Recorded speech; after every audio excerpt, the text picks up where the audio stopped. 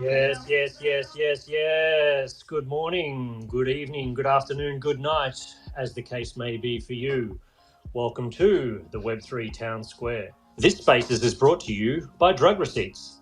There is always an additional conversation taking place in the Drug Receipts Discord, and we encourage everyone to join the conversation at discord.gg/drugreceipts. So please, as we wait for the final arrivals to be shown to their seats, sit back, relax, share the space with your network, and we will get underway very, very soon. Well, welcome, ladies and gentlemen. Today's topic for the Web3 Town Square is Web3 in the developing world. So we are trying to move the conversation around a little bit from just being about JPEGs, and wanted to start learning to appreciate the impact that Web3 is having beyond our immediate sort of sphere of influence, or where we'd like to spend most of our time. And since the blockchain is both decentralized and permissionless, it provides a significant opportunity in places where corporate or government control is oppressing people, or where the normal economic and societal infrastructure is inadequate to support the development of society. So today we have a couple of special guests, and we are encouraging people to get up and share their experiences, ask your questions, and let's talk a little bit more about the future as Web3 technology continues to be a catalyst for change, growth, and more importantly, empowerment. And to get us underway, I'd like to give a warm, big, salubrious welcome to my partner in crime, Mr. Nebuchadnezzar. How are you today, sir? I'm great, thanks, Doc. Yeah. Nice to see you there. Doing well. Yeah, nice to see you. Big one this week. We have a couple of special guests. The one and only Mr. Brooke Howard-Smith is in the building. Welcome, sir. Firstly, it sounds like you've really done some prep work here. I just want to prepare everyone that was definitely that was solid, bro. Wow, thank you very much. I feel unprepared. Yeah, we're trying to step up our game a little bit here and figure out this medium a little bit better.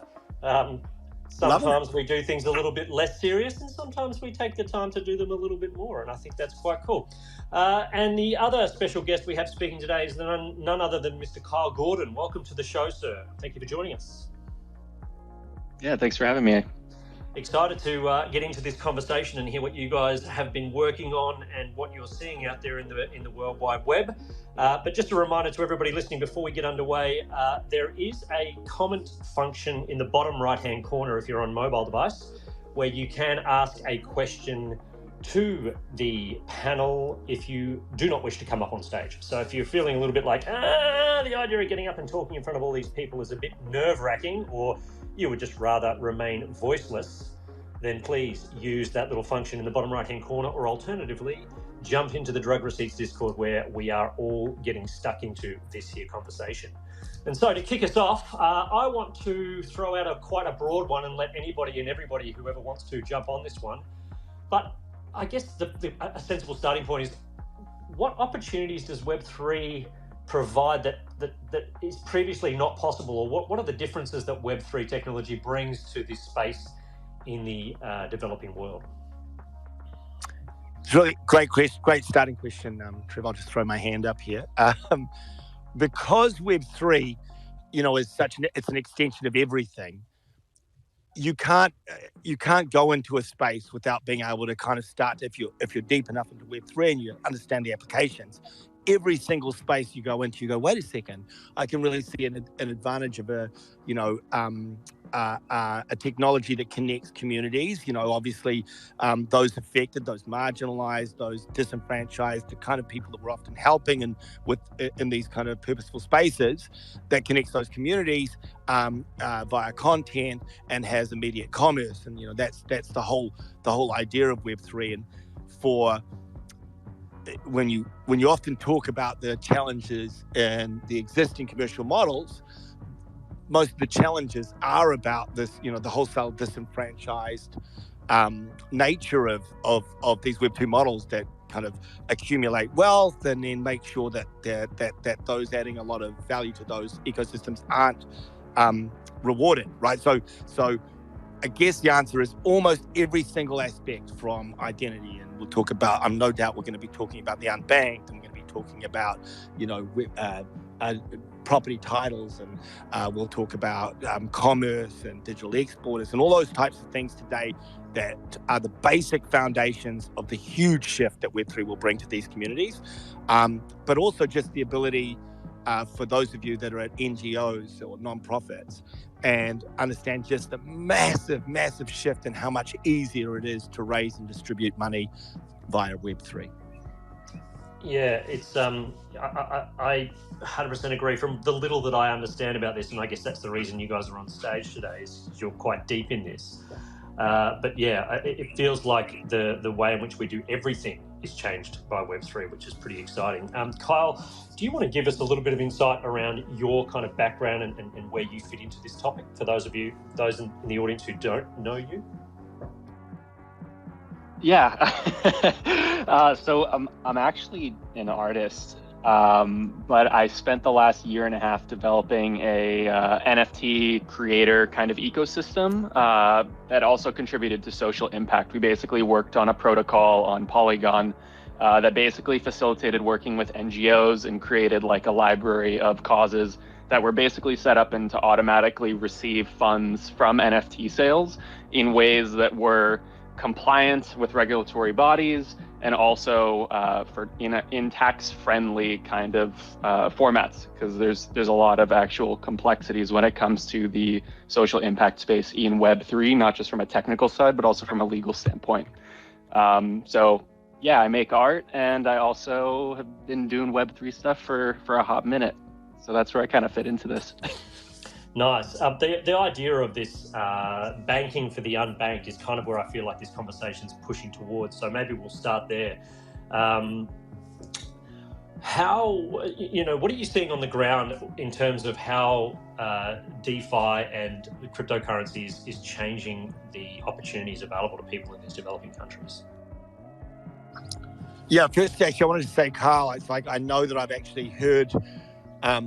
I've obviously heard about what you've been doing and following it, but it's always so interesting because it just refreshes again just how unbelievably important that is as someone that's worked in the nonprofit space for as long as I have. And you look at the barrier to entry. We've got so many people that have a purpose, have a cause, something they're passionate about, and the sense of removing all of that kind of the frame, that really clumsy, heavy framework, and getting down to the brass tacks. Your average, a good charity, this is crazy, y'all, but a good charity is spending 30%. This is kind of like where people aim at, around 30% on admin, right? So, for every dollar that goes in, around 30% goes out there. When I say a good charity, I mean, there are some charities out there, significant charities that everyone supports, where it's up to 85%. And you look at that admin, the wastage that's going on, and you realize that, what Kyle's talking about, this ability for a nonprofit to partner up with a supportive creative, and then directly be able to take money from that straight into their coffers and then administer it out. And what you're also, I'll just segue for you a second now, Trevor, because you're talking about the unbanked. And just got back from Costa Rica.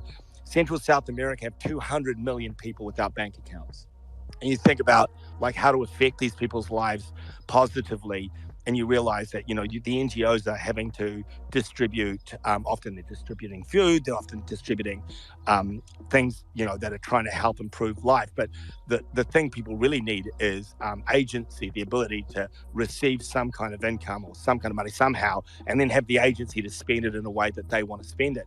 And so certainly, if you look at blockchain and Web3, the largest impact we can have, I believe, the largest impact is to bank the unbanked, to give them the ability to have an account that employers can send their money to, because that's the first thing an employer is going to want to know is like, what's your identity?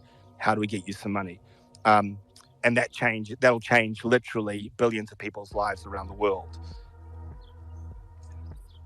So with these charities and these different things that are coming through now with Web3, are we seeing new legal structures, or them not using the standard legal structures anymore to sort of get around that admin side of things? Are we saying? Probably not. Like from my experience, so we've spent the last year now setting up the Futureverse Foundation, and through that, just jumping through the hoops of like what you have to do to build like a charitable entity in the US and New Zealand and all the places. I mean, guys, it's a terrible, it's crazy. You know, just the ability to set up a charity in different states in the US. You know, you have to comply with different state laws in every single state. And so we end up, there's just a lot of bureaucracy. And so it's true that we would love to see that, you know, fall away. But of course, the biggest thing about charitable entities is trust. The ability to know that you're actually sending money to someone that is, where there's transparency and oversight. And I often talk to NGOs or nonprofits about how when we give money to a nonprofit, the transaction hasn't taken place. You're effectively an escrow. If I give money to cure kids who help cure childhood diseases, I'm not giving it to cure kids. They're kind of custodial. They're stewards of that money. And then I trust that their expertise will give it to like a researcher, and who I'm really giving it to is the person that's going to have the impact, right? And so the sense of making sure that stewardship is like I say, transparent and trustworthy, that's going to be a huge challenge for all webs. And God, we live in the world of FTX, right? You know, we need to develop better regulatory frameworks and systems in Web3 before we can start to kind of scale these things globally. Yeah, and just go for it. No, you go, Carl. Yeah, I was just going to add to that. I think like I completely agree with what Brooke's saying. There's like so many hoops to jump through from like a nonprofit standpoint if you want to get involved in Web3, like in a way that actually is like following whatever loose frameworks kind of exist for these causes. But a lot of them are actually really reluctant to join because of how complicated it is and how much risk, I guess, in some cases they get introduced to. I know when we were like helping kind of like remove the middleman from the charitable aspect and people donating money to causes in a transparent manner, there's still like a centralized kind of flow, because now you have a single individual at a social cause who's taking custody of these funds, and they're like a single point of failure. And maybe they have experience managing and like being like managing their wallet and whatever. But when, I'm sure everyone here has their crypto wallet, and how complex and deep it gets, the more money and more assets you're kind of managing, and how like, you lose sleep at night over this stuff. There were so many causes we were working with where there's just an individual who's just getting started in Web3 and managing their charitable contributions on like a hot wallet, because they're not even ready to like take the next step. Not to mention like, there's a lot of organizations that act as middlemen in Web3 who kind of facilitate this process. But as we've seen with like, FTX and all these other things, you're only as good as like your single centralized integration or link. So if something were to happen there, those funds don't actually belong to the cause until it's in their bank account. And a lot of their like financial teams are just super unwilling that we found to accept crypto because of how complicated and how much risk it introduced to their organization. Yeah, it's true. It's really interesting. If you want to watch something really funny, I think it was funny. It was an amazing story where at our Christmas party in 2021 for Fluff World, actually for the whole kind of now Futureverse ecosystem, it was on a boat, and we were walking over, and there's this guy, Brian, who was raising money for Auckland City Mission, and it started this kind of cascade effect where we were going to donate $10,000, and then we ended up donating $100,000, and then the Burrows. It's kind of right now. It's kind of the anniversary, right? And Burrows came out, and when the Burrows came out, we actually ended up auctioning 7 of the Snoop Burrows off, and we raised just over $1 million. But throughout the process, you were dealing, and you got, Kyle, you would have been through this. You're dealing with people that, first of all, think that they're in the middle of a con. And we did this Zoom call where we recorded the lady from Auckland City Mission, Helen, who was also the CEO. And we were like going to tell her we thought we were going to raise a couple $100,000. We didn't know it's going to be $1 million. And so we recorded this Zoom, and we're like, listen, we're going to do this auction, and we've got these fluffs, and we've got some whales that we think will probably buy these Snoop Burrows, right? This is all terminology that if you're in our ecosystem, it makes sense, right? And she just sat there looking perplexed, and then she hung up, and she called her CFO, who is had a really dry sense of humor. And she got a CFO like that night, because we're doing it the next day. This all happened in the space of a couple of hours, like 24 hours. She got a CFO, and her CFO said to her, she goes, "Wales, Fluffs, this is pedophilia. These guys are pedophiles. They're going to auction children off for the Auckland City Mission." She was pulling her leg, right? But she forgot to tell her she was joking for like an hour and a half. And so this lady from Auckland City Mission thought that somehow she was involved in a crypto pedophilia scam. And so the next day, obviously, she was really rattled. And we did the auction. And if you have time, you should go and Google Auckland City Mission Fluff World Auction, because we recorded this. It was like a 2-hour Zoom where we had been drinking. And you can see just how confused these folks are. And of course, they didn't really believe or understand anything until we put the $1 million into their account. And even then, and this is the crazy thing, even after seeing this, right? And we had lots of people kind of approach us afterwards about, because it was, I don't want to say it was easy, but it was incredibly, like if you're raising money and you saw how easy it was for us to engage a community, get them excited, have them vote with their clicks and actually spend some money. I've raised a lot of money in my time, never raised $1 million that fast. Like no one had. It was incredible. But even that, with that, we've watched nonprofits that we work with walk really nervously into this, because they just have no real sense of how real this is, what they're getting themselves into. And of course, for a nonprofit, their brand is everything and trust is everything. So a single scandal could sink like a 30-year-old charity. Yep. It's really gnarly. And just to add, Brooke, I think there was a period where a lot of the social impact kind of fundraisers were doing incredible work. And like you said, you could snap your fingers if you had the right people, right community, and you could help these organizations raise money so quickly. I was part of an art auction with people back in early 2021, and we raised $6 million, I think, for the Open Earth Foundation. But what people didn't see in that process. Please don't make me look bad. No, it was mostly people. You're getting an angry email from me, buddy. Okay, keep going with your $6 million story. Let's go. Come on. Yes. Sorry, Brooke. Sorry.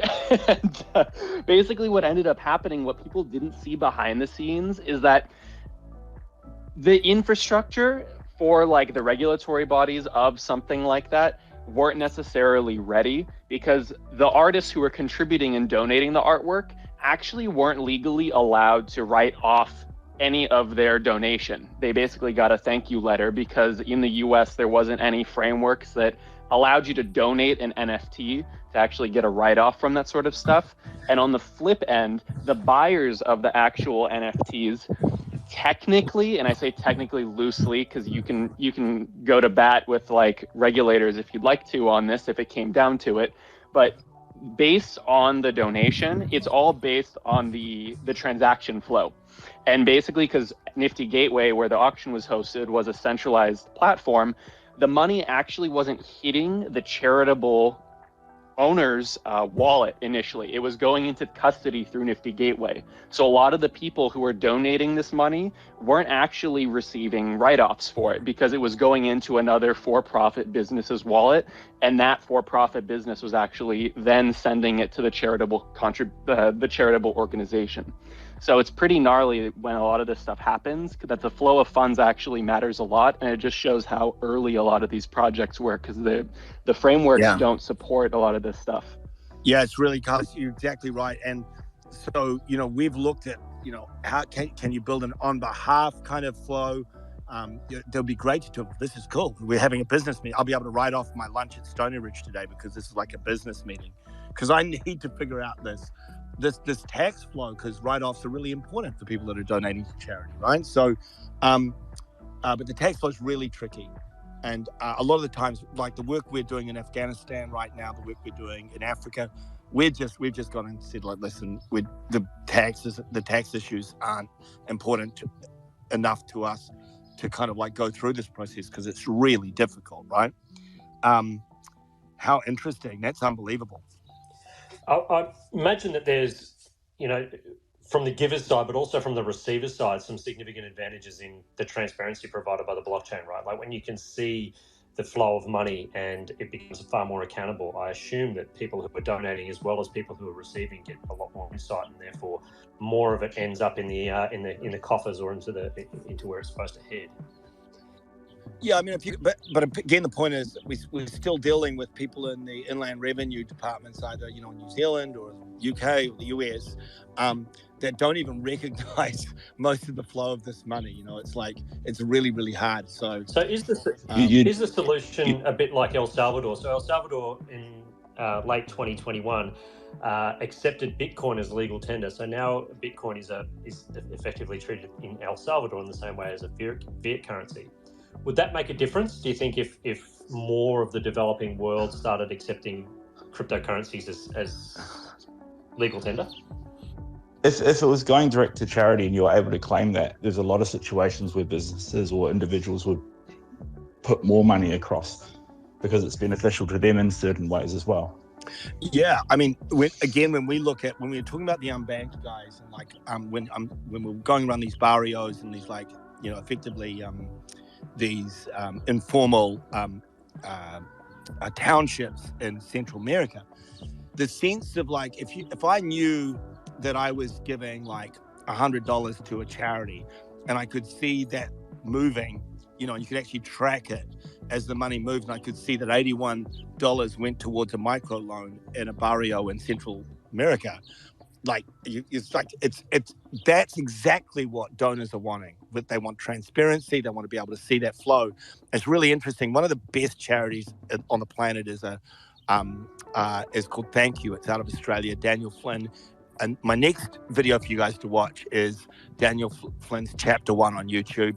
If you're wanting to be inspired, and he's probably the best speaker in the charity space that I've ever seen, watch the Chapter 1 video on for Thank You. But if you look at the process they had to go through to QR code to go from effectively like buying a bottle of water to seeing the well that water kind of the water was kind of like affecting when they were building a well for it. Blockchain solves like 98% of that straight away. The ability that you've got this transparency from the donor through to the steward, the transitional agency, and then through to the people on the ground. And so that's the coolest shit about blockchain, is that it provides that transparency. Brooke, I actually have a question for you on that note. I think like the transparency for me is like such a note, like it's so obvious and has so much incredible opportunity for people who are donors, and the transparency of where your funds go to through an organization. I think like a lot of organizations though are actually hesitant to have that transparency, almost like big corporations would be, because maybe the management of the funds, they don't want that to be as transparent. Yeah. And obviously as great as a lot of causes are in the social impact space, there's also a lot where, there's a lot of like stuff that maybe isn't exactly what you signed up for when you're donating some of the money. So transparency is so important. And I know this is like something that plagues the environmental conversation as well, because the reason they have so many issues when they go and try to sit down and like figure out like climate issues is a lot of organizations and companies lobby against this sort of transparency, even though the solutions exist, because they don't want that information out there. Do you have any examples of causes who are properly using blockchain to show this sort of transparency? No, I don't. I don't. I think we're so young. There will be out there. Like I was saying, I think if I look at the broad spectrum of the foundations and charities I've worked with, I know that, again, I think the best run charity that I know of in New Zealand is Cure Kids. And again, they help raise money for them for years. And they treat childhood illnesses. But what's interesting is a lot of the big donors are people that have been affected by a specific illness. And so you often have people that want to tag the charity, right? Or tag the illness. So they'll say, I'll donate $100,000, but I want to make sure that this is going to, my son died of leukemia. I'm passionate about making sure that leukemia is cured. And so charities, that administrative work obviously drives up the cost, and it also reduces their agency to kind of move stuff around based on their expertise. blockchain would start to solve that, like I said, because it can instantly start to, move stuff through from the donor through to the recipient. You might have a research group that specifically is aimed at leukemia, and it's verified. The charity's administrative body has verified that these researchers are working on leukemia. These are the name of the researchers. This is how much money they've received recently. This is what their total budget for the year is, and this is the effect that you're going to have. All of this is, as a donor, what people want. But for charities, that's just a huge amount of administrative work, right? And my hope is that Web3 giving starts to kind of cut through a lot of that. But yeah, no, I don't have any specific examples outside of stuff that we're starting to work on that's doing. So like Code to Inspire, who's this group in Afghanistan, this amazing young lady who's based in Iran, who is smuggling computer setups over the border into Afghanistan and teaching young women how to code and, do digital art, et cetera, become digital exporters. They are starting to be, they are very much more blockchain focused. And so you can start to see some transparency with them, and check them out at Code to Inspire. It's an amazing project. They were our first project that we got underway with at the Futureverse Foundation. Amazing. I'm conscious of the fact that Brooke's a very busy man, and we don't have him for a lot of time. And there's a few speakers up on stage, so I'm just going to go quickly through. I think Mo Meta Media, how are you, mate, was the first with his hand up, and then I think we'll go to DeFi Blockchain and then Tybo. Hopefully we can get some questions in before Brooke has to. What's up, Mo? Hey guys, how we doing? All right, I'll keep my question. Good. All right, I'll keep my question nice and quick. Now, regarding banking the unbanked, I'm just trying to get a picture of what that looks like. If we're talking about a mother in Africa who has a small business that now wants to be able to be safe regarding being robbed because she can keep her commerce digitally, what does that wallet look like? And what is she trading in? Is it a stable coin? She can now cross barriers regarding cross-country bank, but what does that actually look like? What wallet would she download? How would she connect with an exchange to get started? And is it just a mobile device? Is that all she needs? A really good question. So the reason that I flew to Costa Rica was not only because it's an awesome spot to go, because it's just so weird for us to be talking about the unbanked and all these spaces without actually getting on the ground and meeting the people. I'll tell you the first thing that was crazy. You would walk into these techo who are building these houses, and these things are freaking 10 square meter houses with 8 people living in them. The first thing you notice, and I took some photos, but I don't know if I should, I can share them because they're kind of private. But the first thing you notice is that there are 5 kids there on devices, and they're all connectivity. So the parents, like any other parent, has figured out the best way to look after your kids and keep them occupied is to spend a percentage of your bloody income on data, somehow get them a device. And the kids were playing games, et cetera, et cetera. So the first myth to kind of throw out there is that the unbanked aren't connected. They are definitely connected. In fact, they do a lot more of their business on mobile than we do because it's their only device. And certainly these simple wallets, these free wallets are the first. That those will be the entry points. I know that, and I'm just because of my intellect being not at the top, it's not top level intellect. I'm an ETH maxi, but I love if you can look at what Cardano have been doing in Africa. It's pretty amazing. And that's certainly a part of their purpose is to look at banking the unbanked. But yeah, it's not just the other part about this guy. We all know that, and the most common kind of and correct cliche out there is if you turn the women of the developing world into business owners, you solve everything, right? So that's the kind of, whenever you get into these environments, that's the general wisdom is that you've got these, brilliant minds, these people that are passionate about, improving the life of their families. And at the moment, many of them are not able to get their business started, et cetera, et cetera. So why most microloan charities now focus on giving women microloans. And so it's pretty I'm not going to say it's easy, but it's not impossible to imagine how easy it is to get someone, like you say, $50 in a stable coin, and it's life-changing for them because they're able to purchase machinery that starts them becoming an exporter. What we were looking at recently, and what we've been looking at with Techo, who are they built 100,000 homes, 630 communities in Central and South America, and they have people on the ground in each community. So it's like this incredible kind of connected matrix in Central and South America in the most vulnerable spaces, the favelas of Brazil and the barrios of Central South America.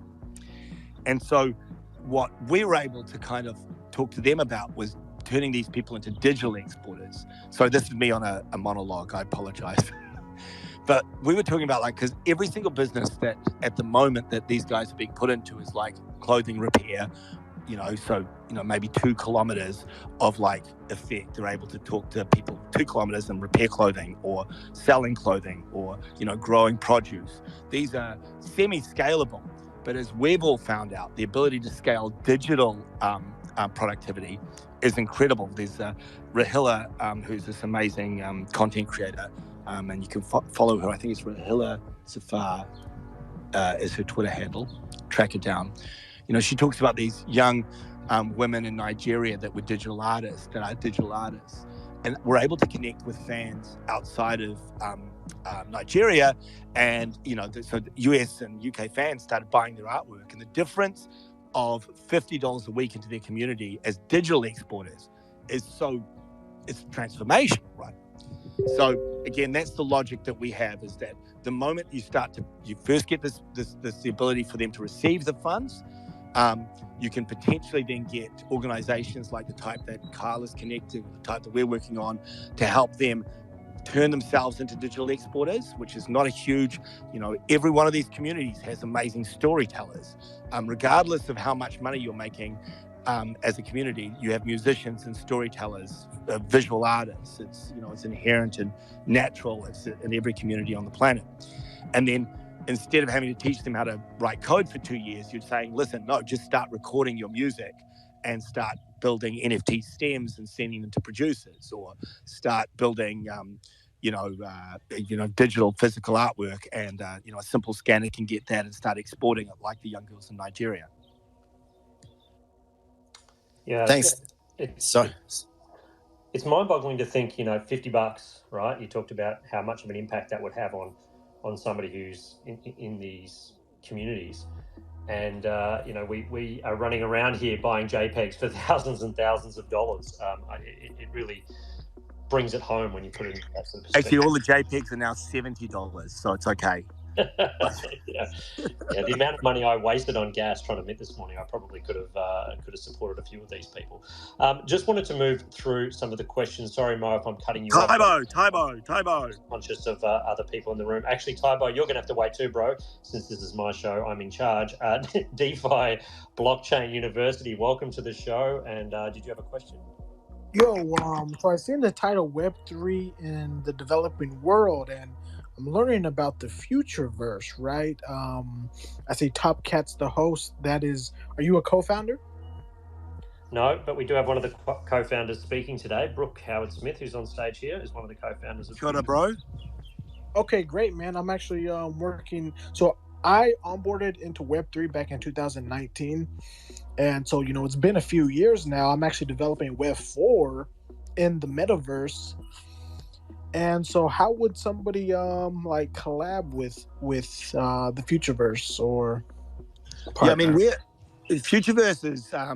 Futureverse is a really amazing concept. It's 8 of these very functional projects. So, Silo, who have been working for 5-6 years now on communications in this new environment of Web3 and beyond, as well as Altered State Machine, who have a whole bunch of really strong patents in the AI space, etc. There's 8 of them, and they've formed. It's the first time we've seen anything like this. 8 of them have merged into a single entity called the Futureverse. And a part of that now, and this is, I probably am actually giving stuff. Well, I don't know if we've announced this. We're funding a whole bunch of projects from about February onwards that will help. One of our goals is building the bridging technology between these different layer ones and these different visual entities like Unity and Unreal, etc. So we're really passionate about bridging these environments, and so we are starting to fund projects that are looking. We've got a lot of money in the tens of Would you millions. want? Great, man. I'll definitely follow you and DM you. But your vision for what the Futureverse looks like. Do you want to make your own coin, or use like other coins? Yeah, we have different tokens. We have got a couple of tokens already. So Silo is a communicator, and you need to look at Silo's amazing SYLO, and their token has been out for a while, and they are a node mesh network. And I'm not smart enough to succinctly explain what they do, but they are fucking incredible.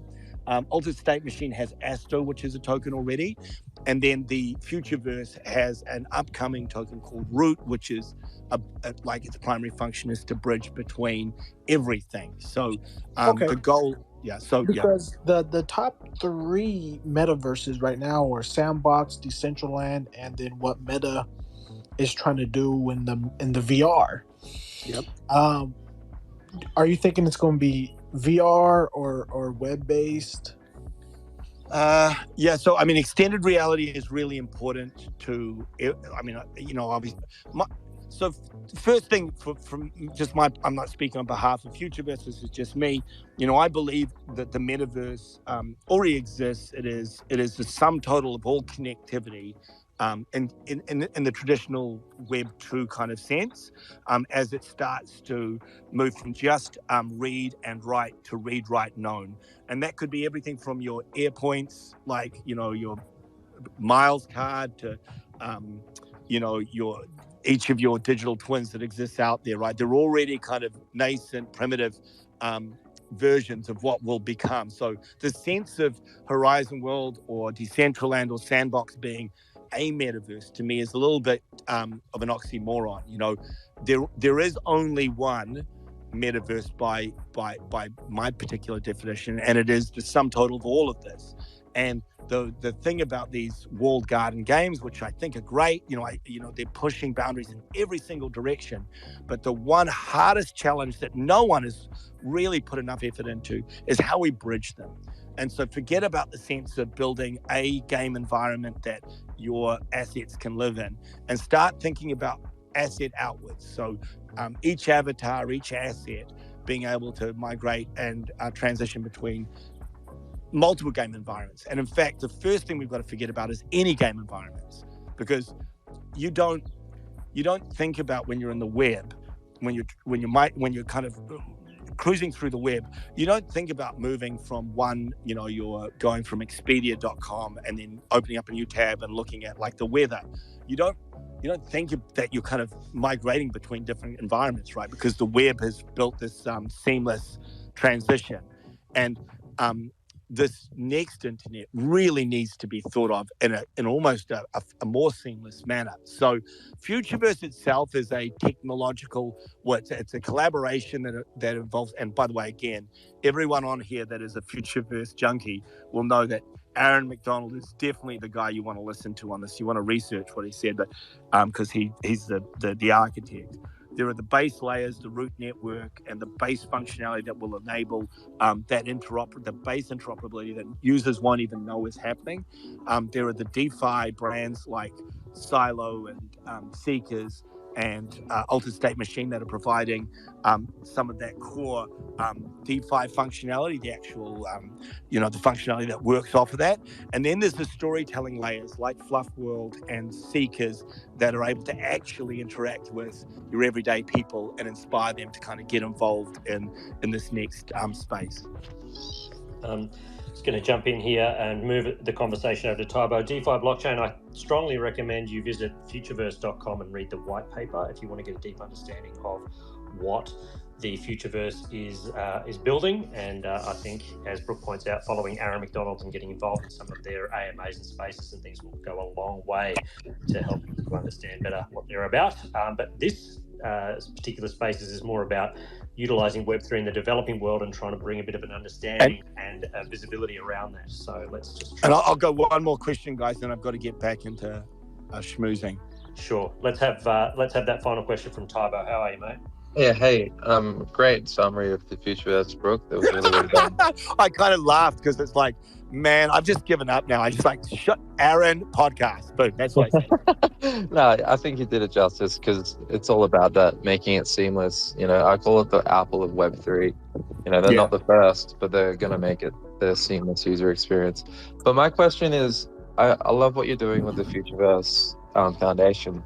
Are you thinking of having like some sort of Instagram where we can follow along on the journey, where as you meet these people, we can like have a feed to follow and like and, you know, subscribe to, so we can, I guess, be in the know of what's happening. So, but I understand if that isn't viable right now. But do you see something like that happening? Yeah, I'll give you the context, and for those of you that are learning about the Futureverse Foundation, like we had this insane.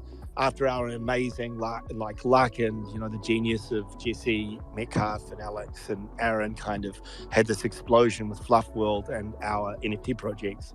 I'll do the real cliff notes for those that don't know. I had a Zoom with Aaron, and the lady on the other end, we had no idea who it was, and she said, listen, Keanu and I are really excited about what you guys are doing. And it's like, it's a pretty crazy ass sentence, right? Because there's really only one Keanu. And so, you know, 9 months later, and a lot of meetings with a lot of big Hollywood agents who were like really nervous about Web3 and crypto after Matt Damon's Crypto.com commercial. The same agents managed Keanu and Matt. And they were like, well, listen, that Crypto.com thing didn't work. And we're like, well, listen, Keanu's different. And Alexander and Keanu, who are an amazing, you know, partnership in themselves, always wanted this to be about purpose and about, you know, making the world a better place. And our mission statement is to help marginalized artists and communities, you know, into this next web on a level playing field. And in fact, we hope a little bit ahead of the rest of the planet, right? And so one of the here's the first challenge. And those of you that know anything about Keanu Reeves and Alexander Grant is that it's do not talk. Like, we do stuff, and then when things are going really well, then we'll talk about it. And so our first 9 months really, since we announced this, has been about establishing our network and also what we're doing. And Alexandra gave me this incredible metaphor, which I love. She said at new universities, smart universities now, they build the buildings and they don't build the footpaths, right? They just build the buildings, and then they put grass down in the middle and they see where the track is worn. And that's when everyone's kind of stepped out the tracks and they can see where their tracks are made, then they put the footpaths down. And so that's been our mode for the last 9 months. So I've been meeting with people all over the world, as have the other team members, and really getting a sense of like what actually is needed out there when we say we want to help underrepresented artists and marginalized communities into Web3 and, you know, get value from this incredible transformative technology. What does that even mean? Because had we just blasted out of the gate and gone, we're going to do this, this, and this, and spend this, you know, we had $250,000 to allocate to our first projects, and we've allocated quite a lot of that. But we want to know, like, we wanted to really take it slow. The second part is that Futureverse itself is really only just happening. You know, the merger of the 8 entities. And so the foundation that's associated with it needed to wait until that was really solidified for us to start publicly talking about it. So yes, we've hired an amazing guy who has an incredible background in bringing charities and nonprofits to life. He's based out of He's based out of California. And on the January the 9th was his first day. And I'm now basically, that's my core focus, is just the foundation. And so we'll start to do a lot more talking. But again, the core component of what we want to do is I just got a phone call. Yeah, the core component is, you know, enabling people. But yeah, so we're going to Keanu it a little bit. You know, we've got to make sure that we're not just talking and opening ourselves up to being seen as one of these kind of like, you know, talky charities. All talk and no walk. Yeah, I mean, guys, if anyone had any idea how much those people like Keanu and Alexandra do every day for nonprofits and charities, they're just incredible people. And so we really, and I feel like that's like, if you're going to partner yourself with a brand, any brand on the planet, you know, and they know how to build like long-lasting change. So it's been a really amazing process. No doubt. I imagine it would have been pretty unusual the first time you sat in a room with Keanu Reeves. I know that I was expecting him here on the Spaces, Brooke, and I'm a little bit disappointed that you didn't drag him in here, because I know he would have, got a lot of value out of being in this space. You guys think it's insane, but, you know, Alexandra will listen to this space, I hope. And there's every chance that Keanu will listen to it. And they knew from the very get-go that Web3 was going to change their actual world, whether it be hers as a visual artist or him as a creative who owns a whole bunch of IP and is making movies.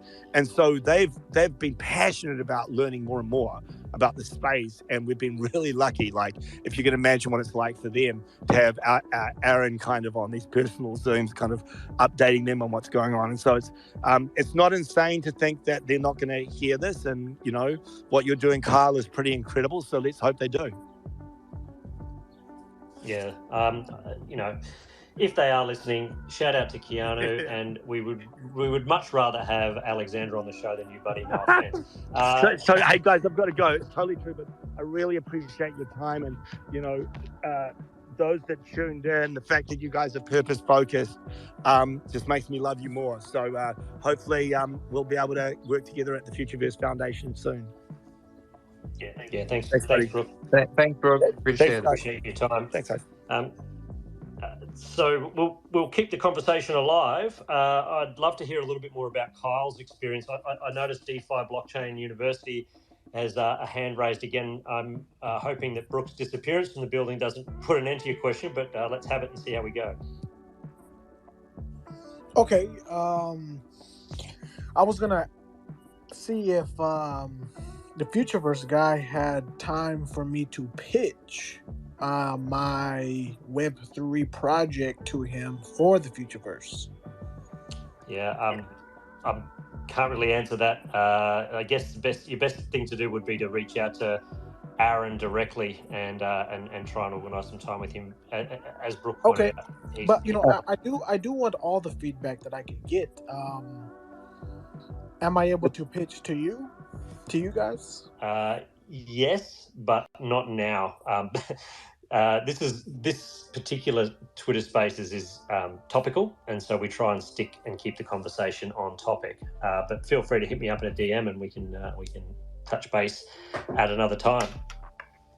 And appreciate you being involved.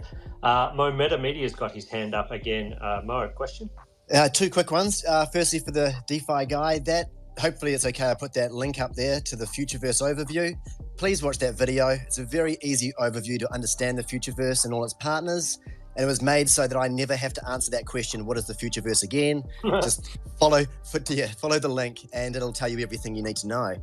Now, just regarding banking the unbanked, my other question is, knowing how hard it is just to help my family negotiate this space, if there are people who have a mobile phone, they're now doing commerce across the world using digital assets on blockchain, where is their off-ramp? If they're not having a bank and they're not going through an exchange pretty much, they've got a free digital wallet, they're using DEXs and all the rest of it to trade around, how do they put food on the table? How do they get that money off and onto the table? I'll defer to Kyle if he's got an answer for it, but I did do a little bit of research around this before the show, thinking it would probably come up. But Kyle, do you have any experience or thoughts around this? Yeah, so it's a really good question. I think like there's some infrastructure that exists. I know there's like a bunch of crypto debit cards, credit cards. That's probably the most familiar sort of route. I know like some of the major exchanges have cards. I haven't experimented with any of them, but I do know that, unfortunately they're like not self-custody, but there are solutions if you do use like a more centralized kind of solution, which in my opinion is probably needed by most people. at least to get started with crypto and banking yourself, etc. As much as, you know, the learning curve is getting better, I think there's still a huge learning curve, especially for keeping custody of your own assets, just based on like the stresses that come with that. And I can imagine it's even more difficult in developing worlds, even if there's like crime in the area. I can't imagine if everyone was just keeping their seed phrases on paper in their home, etc. So then you kind of call in the question of, where do people store their seed phrases that are done so in a way that's mindful and actually secure?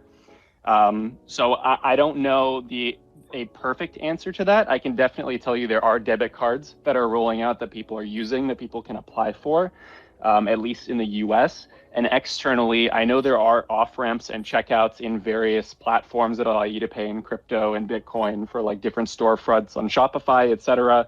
I know Stripe has a huge campaign going right now with crypto and NFTs and all sorts of stuff for checking out. But I don't know if a lot of those solutions work in developing countries. So I think it's definitely a very good question. I know Bitcoin ATMs have been used around the world for many, many years for people to pull their money out for a fee. So yeah, I think there's stuff. There's definitely a variety of solutions, but I don't know how many of those solutions apply to like third world regions. Yeah, some of the research I did talked a little bit about the idea of these cryptocurrencies becoming legal tender as well, and being able to be used in the same way that other currencies or their local currencies are used. So there may be developments and opportunities in that space. I know that there's a few countries in particular that came up in my research. Argentina, Turkey and Nigeria are all looking at validating Bitcoin and other cryptocurrencies so that the population can use them in the same way they would use a fiat currency, which I think will go a long way to solve this problem. But I think you're right. It's interesting how much of an opportunity there is, and it was kind of the reason for the spaces really, was to try and help me and everybody that's listening, I guess, get an understanding of how far we are along and what's still left to do. And I assume that, you know, there's a lot of opportunity right now for these countries to leapfrog, right? Instead of having to build from the ground up, they can leapfrog and jump into, you know, mobile first banking. They can jump into crypto and blockchain to fight inflation and government corruption and those sorts of social and you know, economic issues. So I guess there hopefully will be a lot more people getting involved in the space and helping fast track these countries towards a better place. I think. Sorry, Nebu, you go, mate. I was going to say, I think you find the solutions are kind of the ideas are kind of there, but the solutions aren't yet. And I know specifically MasterCard's been working on a variety of different ways of allowing access or allowing people to get access to this money. But like you were sort of alluding to, it's going to take a few of these other countries to actually recognise it as legal tender before the hand gets forced by other companies and countries to act on some of these things before they get left behind. Yeah, there's a long way to go, but the idea is it can be, we can get there much quicker, right, with this technology, which is super exciting. Terry, welcome to the show. You've got a question, or would you like to add something? Yeah, I don't have a question. I just wanted to add, you know, and I don't know if you're still talking about the charity aspect. I don't want to kind of swing it around, but I've been in this space for a while now, and I've noticed so many advantages to Web3. You know, previously, you know, in order to make your way in the world, you needed an education, and whether that was in a university or a trade school or, you know, going into the military, right? You can learn a lot of things there. Web3 doesn't really care if you have an education. I mean, I've seen so many people from all over the world get a leg up in Web3 where they wouldn't have been able to do that 5 years ago. I really don't think so. So I just, you know, I don't know if that's a jumping off point for a conversation or if anyone has thoughts, but I just think that's one of the things I like best. You know, I've seen, you know, 20-year-old kids become millionaires just learning Web3, or artists from around the world, you know, come out of nowhere and have projects and create a name for themselves and really grow in the space. So I just think that's interesting that Web3 just does not care who you are, where you come from, what your age is, what religion you are. It just doesn't care. Yeah, I couldn't agree more. And let's just hope that some of the people who have got a little bit of a leg up in this space and have been able to capitalize on the opportunity that's right in front of us take a moment to think about the topic that we're talking about today and maybe give back a little bit as well, right? Like it's a huge opportunity, and it's so easily available, and in a world where the technology is changing so fast. And I remember back when kind of Web 2 became a thing, the amount of businesses and projects and things that developed and scaled so quickly that really did change the landscape of global economics. It's going to happen again, and it's going to happen at a much bigger scale right now. So there's opportunities for people. Anyone listening in the room right now could grab one of the things that we've been talking about in this spaces today and run with it, and probably build a very successful and lucrative business off the back of it, and help a lot of people and do a lot of good. Jimbo, I see you come up onto the stage, mate. Did you have a question, or did you want to add to the conversation? I just wanted to say I'm not trying to bug anybody, and I'm really enjoying the space. I'm thrilled about Web3 and learning to it. Exposing me to this is not a mistake, and I hope that our friendship will grow, everybody. 100%, Jimbo. We love you, mate. All right, thanks. Good to see you, friend. Good to see you too. If anybody else has any other questions or comments that they'd like to add, the only other area that I'm interested in is how people who are working in this space can get more involved in it. So I wonder if, Kyle, you've got any links or connections or projects or businesses that you could recommend for anybody that's listening in here thinking, shit, I made 0.1 ETH on a trade I just did while I was listening to the space. Maybe I could do a little bit of good with that. Is there anywhere you would point them? Yeah, absolutely. I think there's like a solid amount of projects, at least in the refi space, is, the regenerative finance sort of sector. Gitcoin does amazing stuff funding public goods. Anyone who wants to check them out, they almost always have like projects that are working on public goods, whether that's for like developing infrastructure for Web3 in developing countries to more global kind of reaching like NFT projects, etc. I think that's really that's amazing stuff. If you're looking for contributing like donations directly to social causes that are already like Web3 outfitted, I know Endowment and the Giving Block are like the two leaders in that sort of sector. The Giving Block's been around for a really long time. And they basically hold custody of funds for like a lot of users. Again, depending on your jurisdiction, if you are trying to make a donation, you should be giving the donation, but just don't automatically think before you give a donation that you can write it off, because the flow of funds does matter based on your jurisdiction. So Endowment and the Giving Block are great. What else? Yeah, I mean, if you go down the rabbit hole and you just type in like refi Web3 NFT projects, there's a lot. I know Cello, I'm not sure what they're up to these days, but Cello was focused specifically for a while on like microtransactions in like third world countries, trying to be the chain for people who are unbanked. So if you are going to build a project, I think it's very important to like focus on specific issues and like niches and build around that. Just because a chain exists doesn't necessarily mean that that's the solution, or a currency exists doesn't mean that that's the solution that's going to be the number one thing that goes that works for like a particular region. I know in like the 2017 ICO boom, there were a lot of chains and projects that were more country based, trying to like be like the chain for like the unbanked. And so a lot of those didn't necessarily succeed over time, but it's important, if you are going to like try to build any of these projects or support any of these projects, that they do have like the main things, which is like infrastructure, ease of use of wallet, etc., and off-ramp, like we were talking about earlier.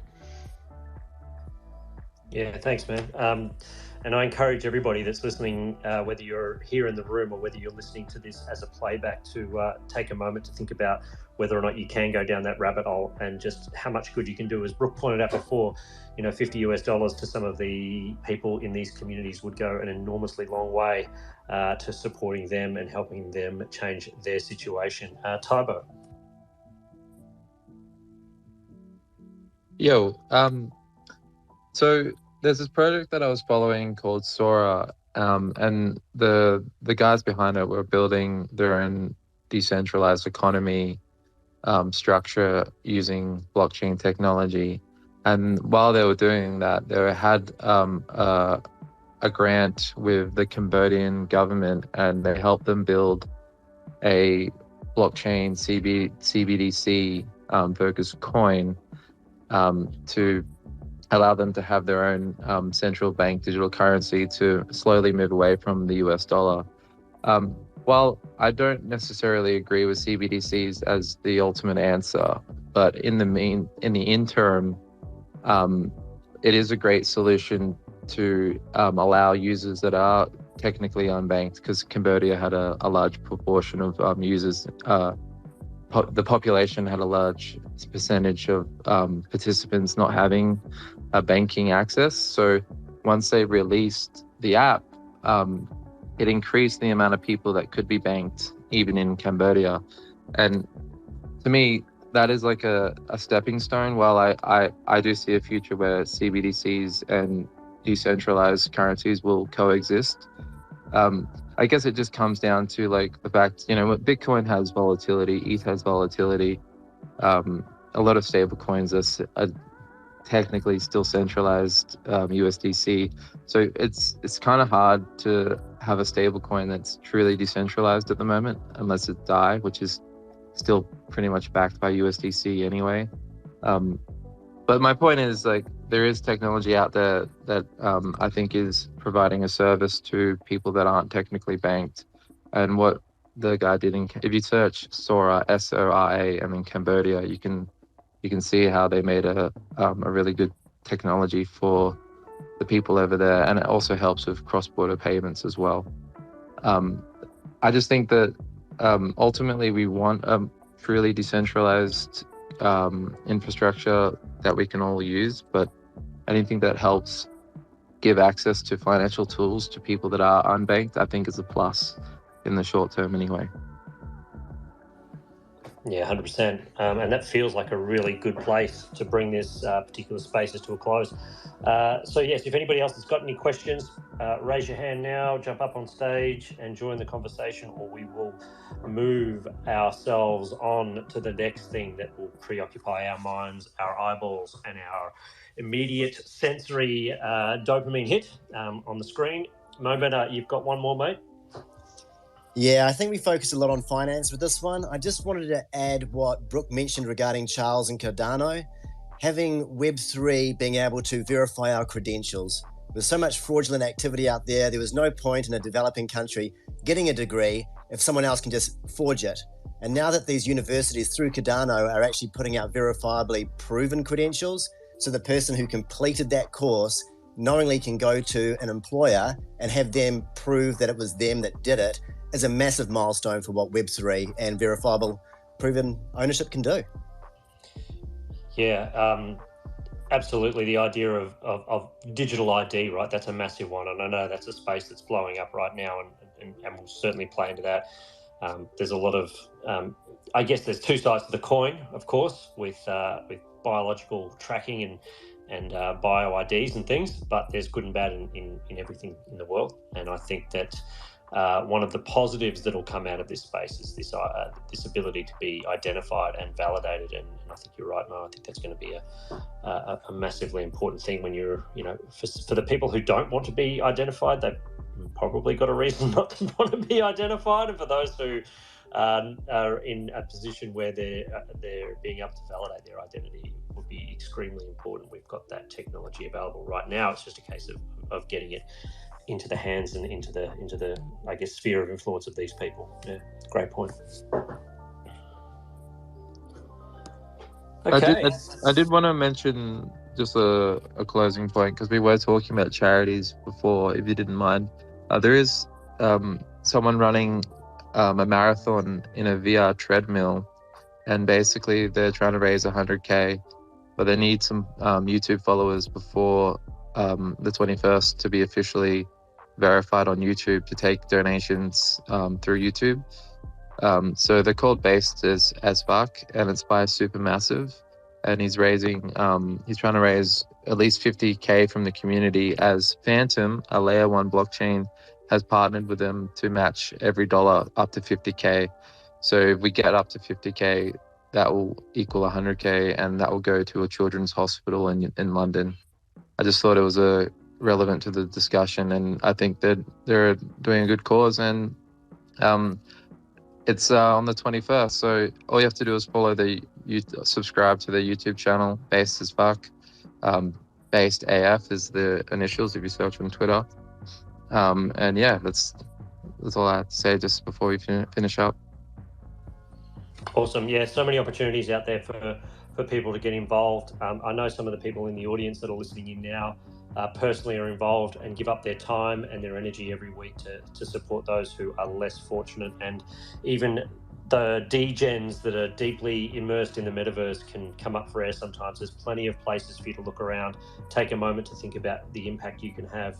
And it's not just about building tech and enjoying that, it's also about bringing people along with you on the journey. So I am super privileged to be in a position where we can have a conversation like this and talk about it at a top level, but cannot endorse strongly enough and encourage people strongly enough to get involved, do something, give up your time, give up a little bit of that ETH that you're making or losing, and rather than handing it over to OpenSea as gas fees, maybe you could put it to a slightly better use out there in the real world as well. Thanks everybody for joining us. Thank you to my speakers who came along and gave us lots of food for thought and helped us have a sober moment in an otherwise incredibly ridiculous space that we work in. Thank you to my co-host, Mr. Nebuchadnezzar. Always a pleasure to have you, sir.